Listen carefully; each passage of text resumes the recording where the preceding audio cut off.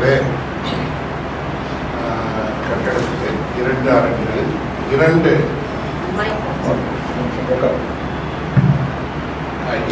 இலக்கிய நிகழ்வுகள் நடைபெறுகிறது என்பது உண்மையிலேயே மகிழ்ச்சியாக இருக்கிறது.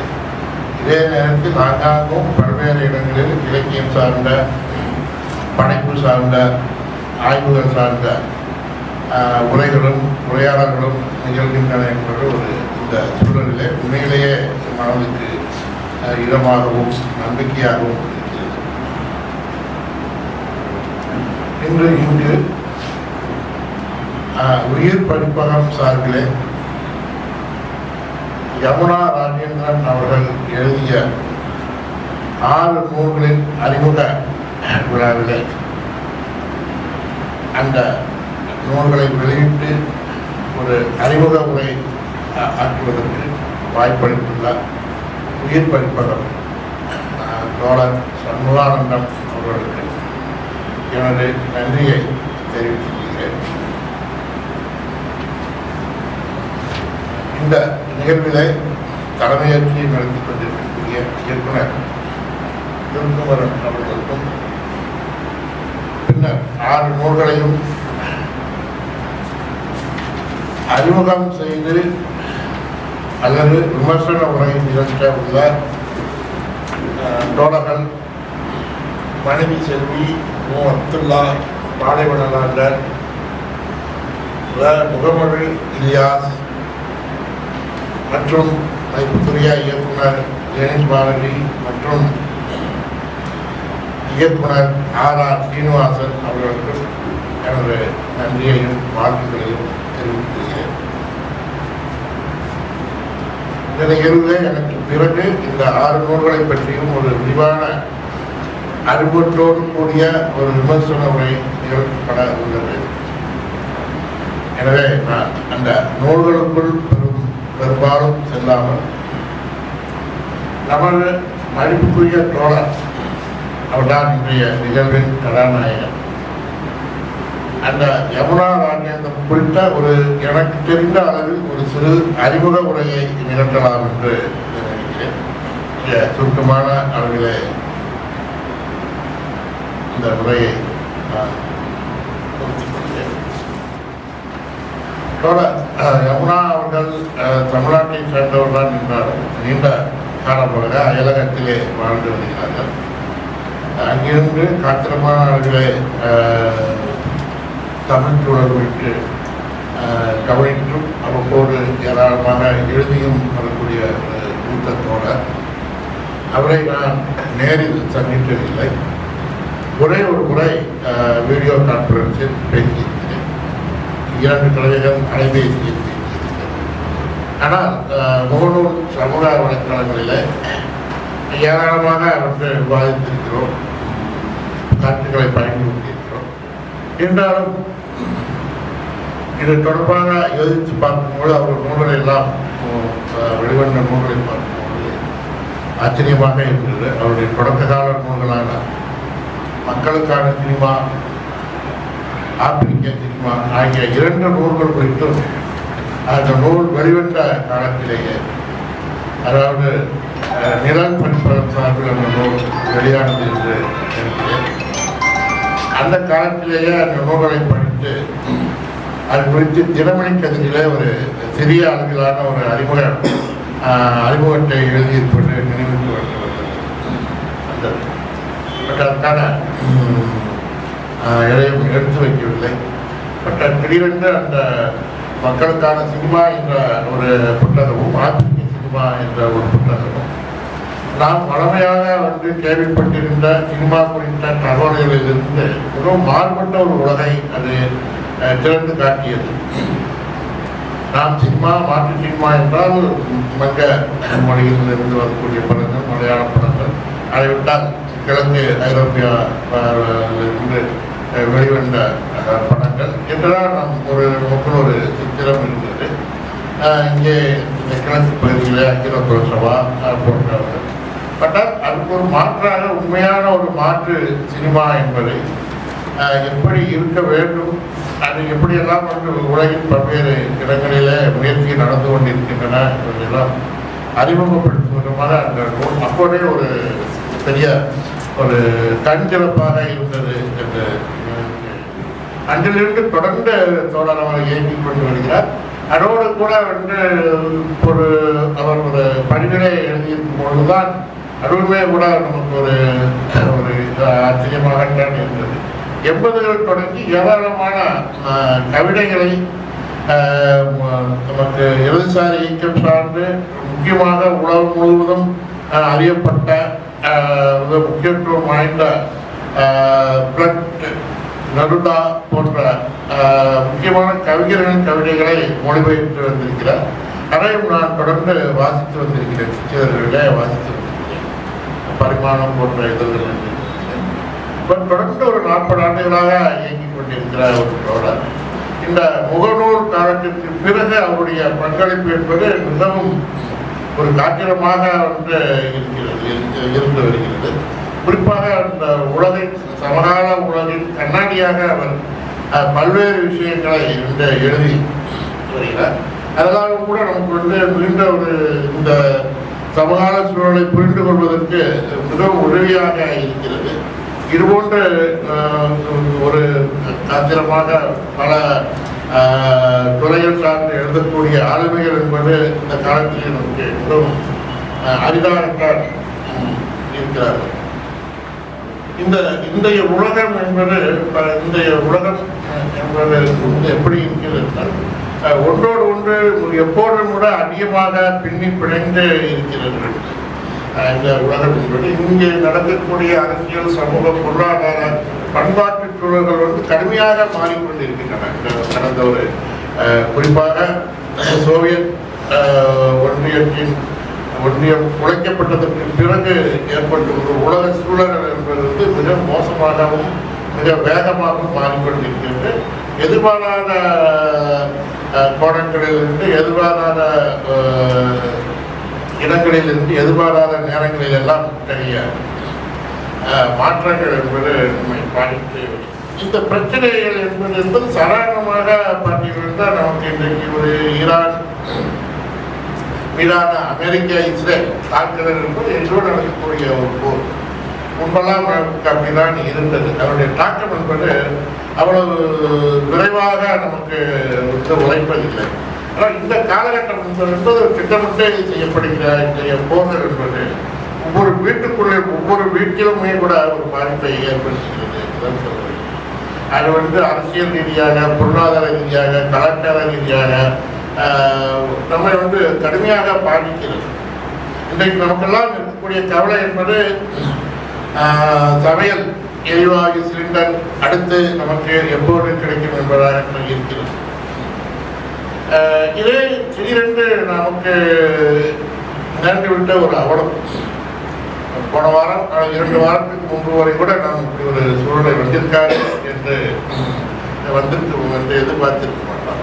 ஆனால் இன்றைக்கு திடீரென்று ஏற்பட்ட அந்த சூழல் என்பது ஒரு பெரிய ஒரு பதட்டத்தை ஏற்படுத்தி இருக்கிறது. அதை நாம் ஆண்கள் அதிகமாக உணர்ந்திருக்க வாய்ப்பில்லை. பெண்களுக்கு அந்த பாதிப்பு என்பது மிக அதிகமாக இருக்கிறது.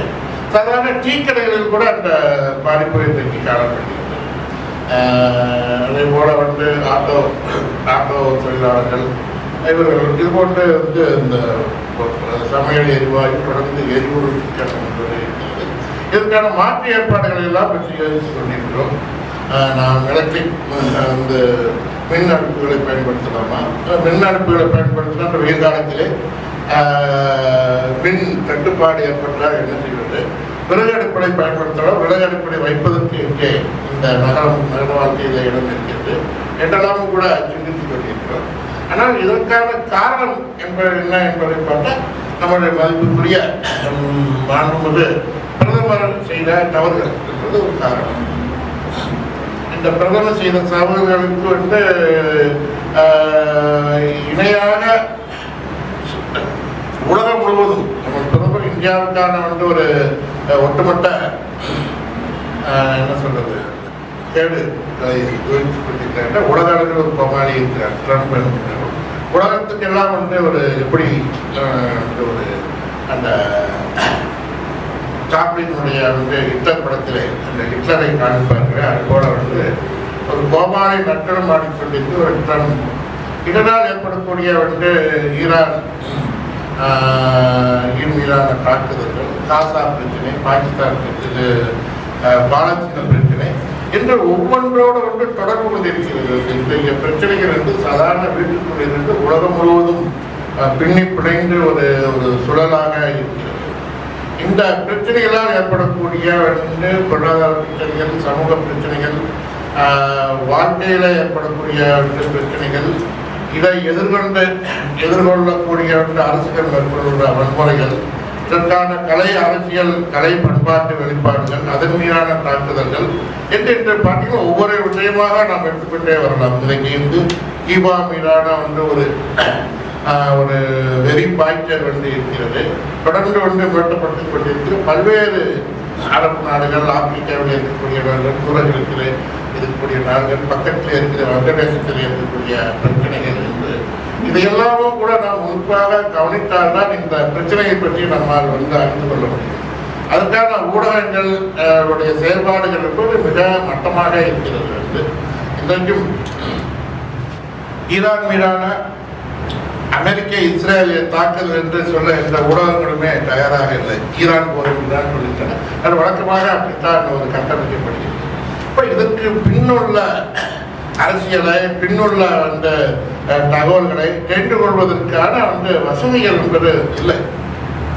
இதை முன்னுணர்ந்து எழுதக்கூடிய எழுத்தாளர் என்பதும் இன்றைக்கு அரிதாகவே காணப்படக்கூடிய சூழ்நிலையில் எவ்வளோ ராஜேந்திரனும் அந்த பணியை மிக சிறப்பாக செய்து வருகிறார்கள். 15-20 ஆண்டுகளாக இந்த பணியை மேற்கொண்டு வருகிறார்கள். ஒரு அசுரத்தனமாக பிசாசு போல வேலை பார்த்துக் கொண்டு வருகிறார்கள். அவர் சொல்வதைப் போல கலை, இலக்கியம், அரசியல், பண்பாடு தவிர சினிமா மீதும் தனிப்பட்டு கொண்டு ஏராளமாக எழுதுகிறார். இன்றைக்கு நடக்கக்கூடிய கீபாவில் நடக்கக்கூடிய ஒரு பிரச்சனை, அல்லது வெனிசுலாவிலே நடக்கக்கூடிய ஒரு பிரச்சனை, அங்குள்ள ஒரு பிரதமர், அதிபர் கைது செய்யப்படுகிறார், அதற்கு பின்னால் உள்ள பிரச்சனை, ட்ரம்ப் எனக்கு அமைதி நோபல் பரிசு கொடுக்கவில்லை என்றால் அதற்கு அது பின்னணி தகவல்கள், அதற்கு மாற்றாக கொடுக்கப்பட்டுள்ள அந்த கொலம்பியாவை சார்ந்த அவருக்கு வழங்கப்பட்ட அந்த அமைதி நோபல் பரிசு வழங்கப்பட்டிருந்தால் அவர் யார் என்பது இப்படி அன்றாட உலகிலே நடக்கக்கூடிய பிரச்சனைகள் அதை நம்ம பாதிக்கிறது. நிச்சயமாக தமிழ்நாட்டு மக்களை பாதிக்கிறது என்கிற போது அது குறித்த ஒரு ஆழமான ஒரு அரசியல் கட்டணங்களை மிக காத்திரமாக எழுதியிருக்கிறார். அது போன்று இன்றைக்கு நமக்கு மிக பயனுள்ளதாக இருக்கிறது. அதை ஒரு மாற்றிய இயங்கியல் பார்வையில் எழுதி வரக்கூடியவர். அவர் அதிகமாக அவருடைய எழுத்துக்கள் என்பது திரைப்படம் குறித்து தான் அறியப்படுகிறது. தவிரவும் ஒரு தமிழ் சார்ந்து தமிழனுடைய நடக்கக்கூடிய கலாச்சார, பண்பாட்டு, அரசியல் ரீதியாக நடக்கக்கூடிய சூழல்கள் குறித்து, ஈழம் குறித்து தான் நிறைய எழுதுவதாக அறியப்பட்டாலும் கூட அவருடைய முகநூல் பதிவுகள் என்பது மிக விரிந்து பரந்ததாக இருக்கிறது. இப்போ இதற்கு அடிப்படையாக அவர் கைக்கொள்வது என்பது மாற்றிய இயங்கியலை கைக்கொள்கிறார். இப்போ மாற்றிய இயங்கியலை என்கிற பொழுது அது மாற்றியம் என்பதை ஒரு வரட்டு சூத்திரமாக கையாளாமல் எவ்வாறு மார்க்ஸ், ஏஞ்சல்ஸ், மாவோ, காஸ்ட்ரோ என்ற ஒரு வளர்ந்து வருகிறது. மார்க்சியம் என்பது ஒரு வளரக்கூடிய ஒரு சித்தாந்தம். ஸோ அதை நாம் ஒரு சூத்திரமாக மாற்றிக்கொள்ளும் பொழுது நமக்கான வழிகள் அடைபட்டு போகின்றன. அதை பொறுத்து பரந்த ஒரு வாசிப்பு தொடர்ந்து இருக்க வேண்டும். உலக நடப்புகளையும் தொடர்ந்து அவதானிக்க வேண்டும். அவ்வாறாக நடக்கக்கூடிய இன்றைக்கு இந்த ஒரு 40களுக்கு பிறகு உருவான பல்வேறு கோட்பாடு சார்ந்த போக்குகளையும் இருக்கைகள்வாதம், பின் நவீனத்துவம், அமைப்பியல்வாதம் என்று அவ்வப்போது அந்தந்த பகுதிகளிலே குறிப்பாக மேற்கு ஐரோப்பியாவிலே அல்லது லத்தீன் அமெரிக்காவிலே இருந்து வரக்கூடிய இணையியல் விடுதலை, ஆப்பிரிக்காவில் இருந்து வரக்கூடியது, அரபு உலகத்திலே இருக்கக்கூடிய மாற்றங்கள், அங்கே இருந்து எழுந்திருக்கக்கூடிய மார்க்சியம் சார்ந்த எழுச்சிகள் என்று தொடர்ந்து இவற்றையெல்லாம் வாசித்து அதை அப்படியே ஏற்றுக்கொள்ளாமல் ஒரு மாற்றிய இயங்கியல் அடிப்படையில் அவர் அதை பகுத்தாய்வு செஞ்சு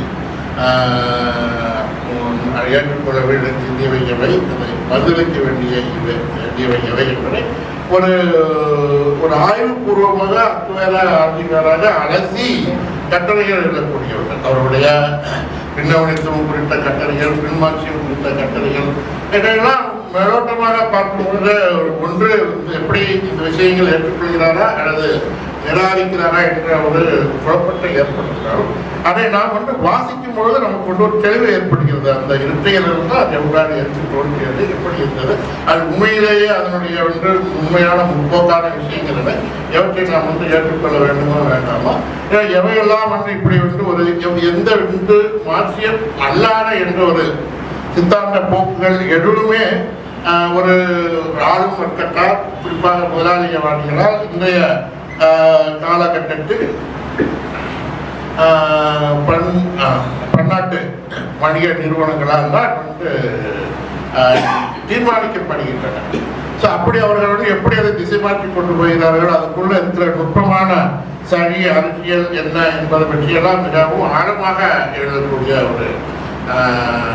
ஒரு ஆற்றல் பெற்ற ஒரு ஆளுமையாக நமது யமுனா அவர்கள் வரக்கூடிய செயல்பாடுகள். இதே போல இந்தியாவை பொறுத்த அளவிலுமே கூட நாம் இன்றைக்கு மார்க்சியம் என்று சொல்லும் பொழுது மார்க்சியத்தை நாம் கற்றுக்கொள்வது என்பது நாம் இருக்கக்கூடிய இந்த சூழலில், இந்த மண்ணிலே இருக்கக்கூடிய நமக்கு முன்பாக இருந்த முற்போக்கான சூழ்நிலைகளையும் நாம் கவனிக்க வேண்டும். அவருடைய எழுத்துக்களை வாசித்தாக வேண்டும். ஸோ இப்படியான ஒரு இதில் நாம் எதிர்காலத்தில் ஒரு மாற்றத்தை இங்கு கட்டமைக்க வேண்டும்னா இங்கே எந்த ஒரு முற்போக்கான ஒரு மரபை நாம் கற்றுக்கொள்ள வேண்டும். புட்டனை வாசிக்க வேண்டும், வள்ளலாரை வாசிக்க வேண்டும், தொடர்ந்து பெரியார், அம்பேத்கர் போன்ற அவர்களுடைய எழுத்துக்களை வாசிக்க வேண்டும். அது வாசித்து அதை நாம் புரிந்து கொண்டு அதன் அடிப்படையிலேயே அதை எடுக்க வேண்டிய விஷயங்களை எடுத்துக்கொண்டு நாம் நம்முடைய செயல் திட்டத்தை கண்டமைக்க வேண்டியது மிகவும் அவசியமாக இருக்கிறது. இந்த புரிதலோடு இங்குள்ள விஷயங்களையும் கொண்டு ஏராளமாக அவர் எழுதுகிறார். தமிழ்ச்சூழலை பார்த்தீர்கள் இப்படியான ஒரு உரையாடலையும் இப்படியான ஒரு சிந்தனை மரபையும் தோற்றுவித்த வானமாமலை அவர்கள், அவருக்கு முன்பாக ஜீவானந்தம் அவர்கள் தொடர்ந்து இங்கு பல்வேறு புதிய சிந்தனை முறைகளை நமக்கு அறிமுகப்படுத்திய கைலாசபடி முதல் கார்த்திகேய சிறுத்தம்பி சார்பு மற்றும் கோவை ஞானி எஸ் என் நாகராஜன், இப்படியான ஒரு நமக்கு ஒரு 70கள் 80களில் நமக்கு ஒரு மரபு நம்மளுடைய ஒரு பார்வையை விகாசித்த ஒரு மரபு இருக்கிறது. இதையும் கூட அப்படியே ஏற்றுக்கொள்ள வேண்டியது இல்லை. இதில் எனக்கு நிறைய மாற்று கருத்துகள் இருக்கின்றன. நான் கூறியவர்களுக்கு எனக்கு என்னுடைய இயங்கியல் பார்வையில் மாற்று கருத்துகள் இருக்கின்றன என்றாலுமே கூட நம்மளோட வாசிப்பையும் பார்வையும் அவர்கள் மிக அகலப்படுத்தி இருக்கிறார்கள். இந்த மரபிலே இன்றைக்கு ஏராளமானவர்கள் நமக்கு போன்று இருந்தாலும் கூட தற்காலத்தில் இப்படியான வெளி உலகில் நிகழக்கூடிய அரசியல் சித்தாந்தம் கோட்பாடு சார்ந்த என்னென்ன விஷயங்கள் புதிதாக வருகின்றன அவற்றை நாம் எவ்வாறு ஏற்றுக்கொள்வது என்பது குறித்த ஒரு பார்வையை அவர் குறிப்பாக முன்வைக்கிறார்.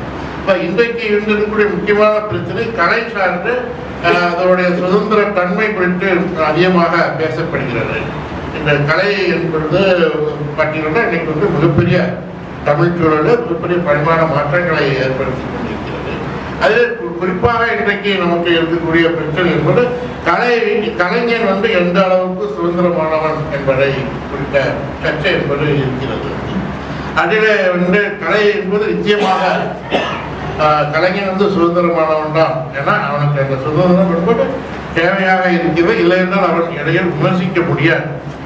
ஆனால் அதே நேரத்தில் அவனுக்கு ஒரு சுய கட்டுப்பாடு என்பது நிச்சயமாக இருக்க வேண்டும். அப்படி இருக்கான வரையறையை உருவாக்கி கொண்டு செயல்படுவனே அவனுடைய அந்த கலைஞனின் சுதந்திர வேட்கை என்பதுதான் பயனுள்ளதாக இருக்கும். அவனால் புதிய படைப்புகளை கொடுக்க முடியும், மக்களுக்கு புதிய புதிய பார்வைகளை கொடுக்க முடியும் என்றாலுமே கூட இன்றைக்கு பாலியல் உணர்வு, பாலியல் வேட்கை சார்ந்த பல்வேறு பிரச்சனைகள் இருக்கின்றன. அதை தவறாகவும் பயன்படுத்தி கொள்ளக்கூடிய வாய்ப்பும் இருக்கிறது. இது சுதந்திரத்துக்கு வருமா வராதா என்கிற கேள்வி இந்த சமீப காலத்தில் மிக அதிகமாக விவாதிக்கப்படுகிறது. அது பல்வேறு பார்வைகள் வைக்கப்படுகின்றன. இது குறித்து குறிப்பாக அவர் 2 கட்டுரைகளை எழுதியிருப்பதை மட்டும் இங்கு குறிப்பிட்டு கூற விரும்புகிறேன். அது மிக அற்புதமான ஒரு இயங்கியல் பார்வையுடன் கூடிய கட்டுரை. இந்த எந்த வேட்கையாக இருந்தாலும், எந்த சுதந்திர உணர்வாக இருந்தாலும், அது அடிப்படையிலே ஒரு ஒடுக்குமுறைக்கு எதிரான, ஒரு சுரண்டலுக்கு எதிரான, அல்லது ஒரு மொழி ரீதியான, இன ரீதியான ஆக்கிரமிப்புகளுக்கு, பண்பாட்டு ஆதிக்கத்திற்கு எதிராக இருக்கும் பொழுது அது ஒரு வேறு வடிவம் கொள்கிறது. ஆனால் ஒரு சுதந்திரம் என்கிற பெயரிலே இந்த மாதிரியாக இல்லாமல் ஒரு தனி மனித அகம் சார்ந்த விஷயங்களாக இருக்கும் பொழுது அதை நாம் அப்படி எடுத்துக்கொள்ள முடியாது. இதில் பாதிக்கப்படுபவர்கள் என்பது மொழி ரீதியாக, இனம் ரீதியாக, சிறுபான்மை இன மக்களாக இருக்கக்கூடியவர்கள் பாதிக்கப்படுகிறார்கள், பெண்கள் பாதிக்கப்படுகிறார்கள், விளிம்புநிலை மக்கள் பாதிக்கப்படுகிறார்கள். அவர்களுடைய சுதந்திர உணர்வு என்பதற்கும் நன்றாக வசதியாக வாழ்ந்து கொண்டு ஒரு சுதந்திர உணவை பேசுவது என்பதற்கும் இருக்கக்கூடிய வேறுபாடு என்பதுதான் முதலாளித்துவ கலை உணர்வுக்கும் நம்மை போன்ற ஒடுக்கப்பட்ட, பாதிக்கப்பட்ட விளிம்புநிலை மக்கள் கலை உணர்வுக்கும் இருக்கக்கூடிய வேறுபாட்டை நாம் உணர முடியும் என்கிற வகையிலே அவருடைய பார்வைகள் முன்வைக்கப்படுகின்றன. இதே போன்று நிறைய சினிமா தொடர்பாகவும் நிறைய எழுதுகிறார். அது மிகவும் எனக்கு என்னை அகற்றிட்ட புத்தகம் என்பது அந்த இடதுசாரி சினிமா, இந்திய சினிமாவின் இடதுசாரி முகம் என்கிற பெயரில் வெளியான ரிட்விக் கடாக் மற்றும் ஜான் ஆப்ரகாம் குறித்த அந்த புத்தகம் என்பது அதை பற்றி பேசுவதற்கு, ஜான் ஆப்ரகாம் பற்றி பேசுவதற்கு சீனிவாசன் அவர்களை விட்டு அவர் சிறந்த ஆள் கிடையாது. அதே போல நவீன்பாணி அவர்கள் ரிட்விக் கடாக் பற்றி பேசுவது என்பது சிறப்பாக இருக்கும். எனக்கும் அந்த இதழை புரட்டி பார்க்கும்பொழுது ரொம்ப ஒரு சிறந்த ஒரு நிர்வாகத்தை இந்திய சினிமாவை குறுக்குவெட்டாக பார்த்து அதில் இந்த 2, அதாவது ஒரு உச்சமாக இருக்கக்கூடிய 2 ஆளுங்களை எடுத்து அவர் ஆய்வு செய்திருக்கிறார். இந்த 2 ஆளுமைகள் குறித்த முக்கியமான படங்கள் அனைத்தையுமே அந்த ரெட்டாஸ்பெக்ட் மூலமாக பார்த்திருக்கிறேன். எனக்கு தெரிந்த இந்த தகவலை மட்டும் சொல்வதற்காக தான் இன்றைக்கு பேசுகிறேன். அவர் எழுதிய ஆர்ட் ஆஃப் சினிமா என்கிற ஒரு கட்டுரையை நான் 90ல் மொழிபெயர்த்திருக்கிறேன். நாங்கள் நடத்திய வார்ப்பு என்ற கையெழுத்து பத்திரிகையாக ஒரு சிறிய கட்டுரை அதை மொழிபெயர்த்திருக்கிறேன். ரொம்ப யோசிக்கும் போது தான் தெரியுது, நான் அதாவது பத்திரிகைகள் அல்லாமல் அவர் இது போன்ற ஒரு காத்திரமான ஒரு விஷயத்தை எடுத்து முதலாக வெளியிட்டது, மொழிபெயர்த்தது என்பது கட்டாக்கினுடைய அந்த கட்டளை என்பது தற்செயலாக எனக்கு நினைவுக்கு வந்தது. அந்த வகையில் எனக்கு அது இந்த மகிழ்ச்சியை அளிக்கக்கூடியதாக இருந்தது. இப்படியாக இந்த முக்கியமான ஆளுமை குறித்து இன்றைக்கு இது போன்று பல்முக துறையில் சார்ந்து உலகம் முழுவதும் இருக்கக்கூடிய விஷயங்களிலே ஒரு தேர்ந்த ஒரு மாற்றிய சிந்தனையாளருக்கு அடையாளமாக அனைத்தையுமே ஏங்கியல் பூர்வமாக பார்த்து அலசி நமக்கு எழுதக்கூடிய ஆளுமைகள் என்பது மிக அரிதாகவே இருக்கிறார்கள்.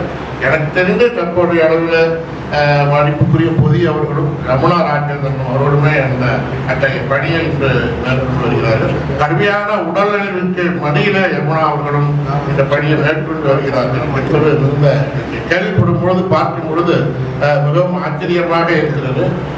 கண் பார்வை பாதிக்கப்பட்ட நிலைமையில கூட இவ்வளவு எழுதுகிறார். அவருடைய திட்டங்களை எல்லாம் பார்க்கும் பொழுது இந்த வருஷத்தில் 12 புத்தகம்னு ஒன்னொன்று 500 600 பட்டம் 10 இடத்த ஒருவேளை அந்த காலத்தை சொல்லும் அந்த கட்டன் காப்பி பேஸ்ட் மாதிரி பண்றாரா என்கிற சந்தேகங்கள்லாம் கூட வந்தாலுமே கூட புத்தகங்களை பார்க்கும்பொழுது மலைப்பாக இருக்கிறது. இவ்வளவு விஷயங்களை அறிந்து அதை அலசி அதை ஒரு எழுதுவது என்பது ஒரு அசுரத்தனமான ஒரு பணி.